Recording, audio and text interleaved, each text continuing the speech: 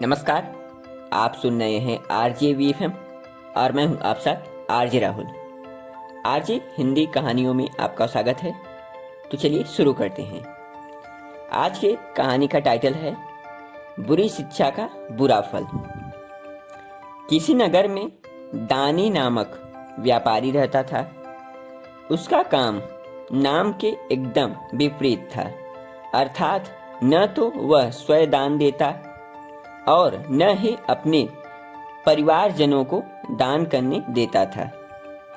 जब भी कोई साधु उसके दहलीज पर खड़ा हो भीख मांगता तो वह कह देता आगे बढ़ो और इतना सा वाक्य कह टाल देता था। दानी धर्मी तो था नहीं, हाँ वह अधर्म अवश्य करता था। उसके किराने की दुकान थी। वह जो भी सामग्री बेचता था उसमें मिलावट करके ही बेचता था। मिलावट का कार्य एक अकेला करे ऐसी बात नहीं थी, अपितु वह अपने परिवार वालों को भी मिलावट करके सामग्री बेचने के लिए प्रोत्साहित करता था। लोग अशुद्ध सामग्री खरीदकर ले जाते और अक्सर बीमार रहते थे।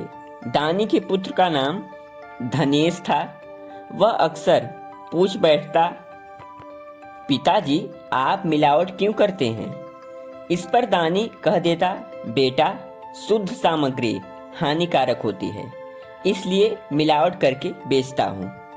उसने धनेश को भी मिलावट का कार्य सिखा दिया था।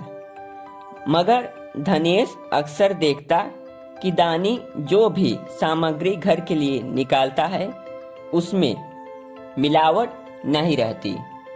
धनेश सोचता कि इससे तो हम बीमार पड़ जाएंगे। वह मिलावट कर देता था। इसकी जानकारी दानी को नहीं हो पाती थी, क्योंकि धनेश मिलावट तो कर दिया करता लेकिन बताता किसी को नहीं था।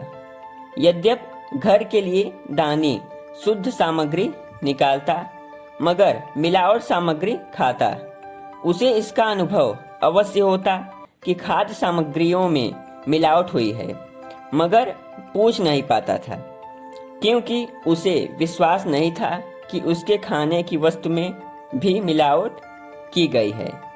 इसी कारण एक दिन दानी इतना बीमार पड़ गया कि खाट से उठना तक मुश्किल हो गया।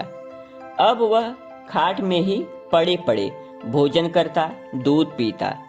अक्सर दूध देने की जिम्मेदारी धनेश पर आ जाती। वह शुद्ध है, अर्थात उसमें मिलावट नहीं की गई है। वह सोचता कि यदि पिताजी को शुद्ध दूध दे दिया तो वे और अधिक बीमार हो जाएंगे। इस विचार के साथ वह आधा दूध स्वयं पी जाता और आधे दूध में पानी मिलाकर दानी को दे देता। दानी दूध पीता तो अनुभव अवश्य होता कि इसमें पानी अधिक मात्रा में मिला है, मगर तत्काल इससे असहमत भी हो जाता, क्योंकि दूध घर का होता था। तब पानी मिलाने का प्रश्न ही नहीं उठता था, मगर उसे संदेह हो गया। एक दिन उसके दूध पीने का समय हुआ तो उसने खिड़की से पुत्र का काम देखा तो दंग रह गया।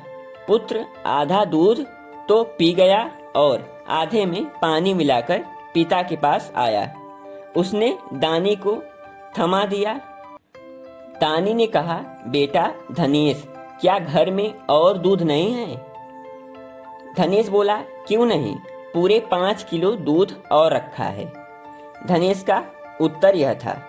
दानी बोला, फिर तुम उसमें से दूध पीने के बदले मेरा दूध पीकर उसमें पानी क्यों मिलाया? पुत्र बोला, आप ही तो कहते हैं न शुद्ध सामग्री हानिकारक होती है। मगर माँ आपके दूध में पानी नहीं मिलाती थी। मैंने सोचा आपको शुद्ध दूध देने से आपकी बीमारी और बढ़ेगी। बीमारी न बढ़े यही सोचकर तो मैंने मिलावट करके देना उचित समझा। बुरी शिक्षा का परिणाम दानी ने देख लिया था।